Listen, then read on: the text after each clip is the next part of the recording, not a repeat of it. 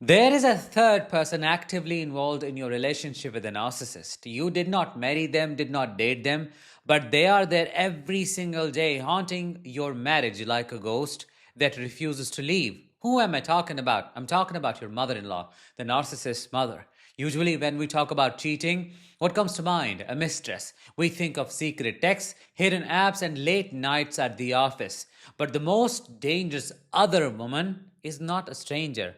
In a narcissist's life, it is the woman who gave him birth. This is what we call emotional incest. It is a dynamic where the son treats his mother not as a parent, but as his primary emotional partner. And you, the actual wife or girlfriend, are treated like the intruder, the outsider.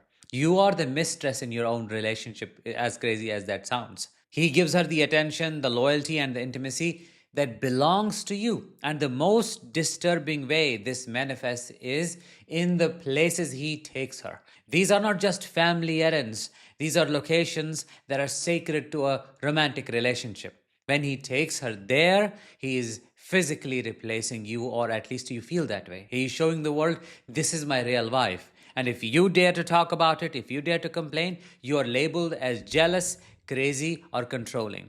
Today, I am going to validate that sick feeling in your stomach. We are going to look at 5 weird, inappropriate places a narcissistic man takes his narcissistic mother. Hi, I am Danish, a narcissistic abuse recovery professional. Welcome to my channel. Before I get started with number one, I have created a guide that answers top 10 questions asked by every single survivor of narcissistic abuse.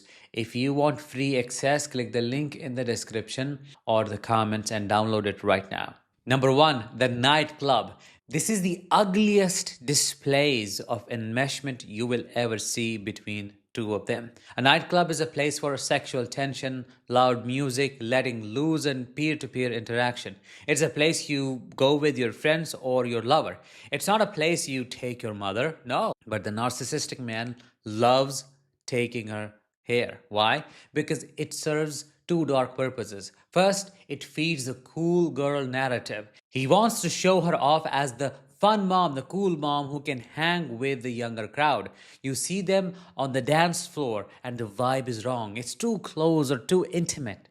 He may be buying her drinks, whispering in her ear, or even grinding on the dance floor in a way that makes everybody around them uncomfortable. He's treating her like his date. Second, it is designed to humiliate you. If you are there, you are usually sitting on the sidelines holding the coats while they are the center of attention. If you are not there, he's sending you a message. I don't need you to have fun. My mother is here. She's my best friend.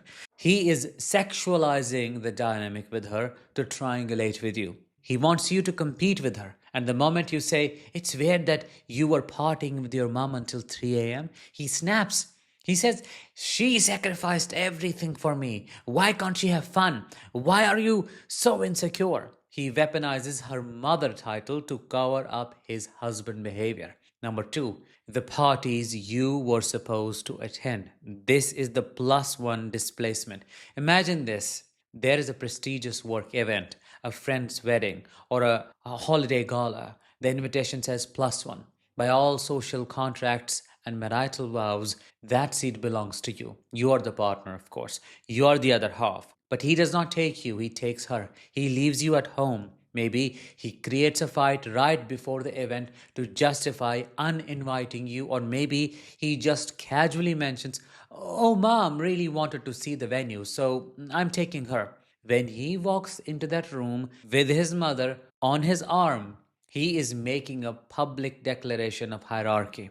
He is telling his boss, his friends, and his social circle that she is the primary female figure in his life. She's the hostess. She's the one he laughs with, drinks with, and networks with. You are effectively erased. You are the invisible woman. And when they come home, they share inside jokes about the party that you were not part of. They talk about people you don't know. They build a wall of shared experience that you cannot climb. This is a power move. It screams, you are disposable, she is permanent. It is designed to make you feel small, excluded, and unworthy of standing by his side. Number three, the vacation spot. People usually go to vacations. Narcissist and his mother go to vacations. We're not talking about a family trip to Disney World with the kids. No, we're talking about him taking his mom to the Maldives, to Paris, to a secluded cabin in the mountains with a hot tub. These are destinations that are marketed, designed, and built for romance, aren't they? They are places where couples go to reconnect, to be intimate, and to fall in love. When he takes his mother there, he is engaging in spouse replacement at the highest level. He is creating romantic memories with his parent. Think about the photos they post. They are sitting at a candlelit dinner by the ocean. They are clinking champagne glasses at sunset. If you dropped the photo, anyone would assume they were newlyweds. This hurts you on a visceral level because he is giving her the emotional intimacy you are starved for. You have probably been begging him for a weekend away for years, and he says, we can't afford it, or I am too busy. But the moment mommy wants to go to Italy, the credit card is out and the schedule is cleared. He is showing you where his passion lies. He is courting his mother. And again, the trap is set. If you point out that taking his mom to a honeymoon resort is weird, he calls you sick minded. He gaslights you into thinking you're a pervert for noticing the romantic undertones when in reality, your gut is picking up on the emotional incest. Number four, the honeymoon. This is the ultimate violation, in my opinion. The honeymoon is supposed to be the sacred start of your new life. It is the one time that is explicitly, exclusively about you two. But with a narcissistic man, the mother is always in the luggage. Sometimes this is literal. He actually invites her along. Oh, mom has never been to Hawaii. Let's just take her. Let's just bring her. She'll stay in her own room. But she does not stay in her own room, does she? She's at breakfast. She's at dinner. She's knocking on the door at 8 a.m. You're not a couple. You are a trio. You are the third wheel on your own honeymoon. Other times, it is psychological. He may not bring her, but he spends the entire honeymoon on the phone with her. He's FaceTiming her from the beach, showing her the room, wishing she was there, or even worse, he takes her on a trip right after your wedding that mirrors your honeymoon just to prove that you did not take him away from her. This is a boundary violation of nuclear proportions. It destroys the sanctity of the marriage bed before you have even broken it in. It sends the message, you will never have me to yourself. You will never be my number one. Even in our most private moments, she is watching. Mommy Dearest is here. Number five, the divorce court. This is a final destination. The relationship has crumbled under the weight of his abuse and his enmeshment. You are sitting in the courtroom or the mediation room, ready to sever ties. And guess what? Who is sitting right next to him? Not his lawyer, his mother. She is there holding his hand. She's whispering in his ear. She is glaring at you from across the table. This is the moment the mask falls off completely. You realize that you were never married to a man, you were married to a mother son team. They act as a single organism. She is the one funding the lawyer. She's the one who convinced him to hide the assets. She's the one rewriting history to make you look like the villain. This is the place where the spouse replacement becomes official. She has successfully eliminated the competition, you, and reclaimed her property, him. She sits there with a look of triumph. She is not sad that her son's marriage failed. No, she is relieved. She has him back. It is a chilling sight because it confirms everything you suspected for years.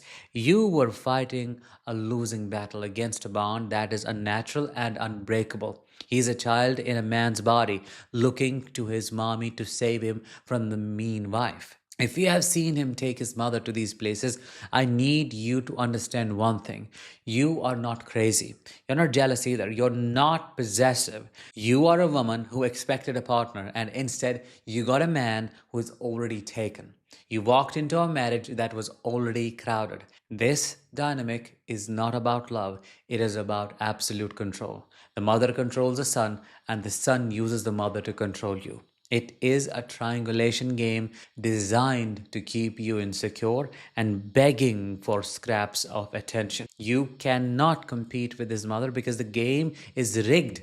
To him, she is the saint and you are the sinner. She is the permanent fixture. You are the temporary appliance. If you recognize these signs, stop trying to win him over. Stop trying to be better than her. You cannot win against a man's grooming.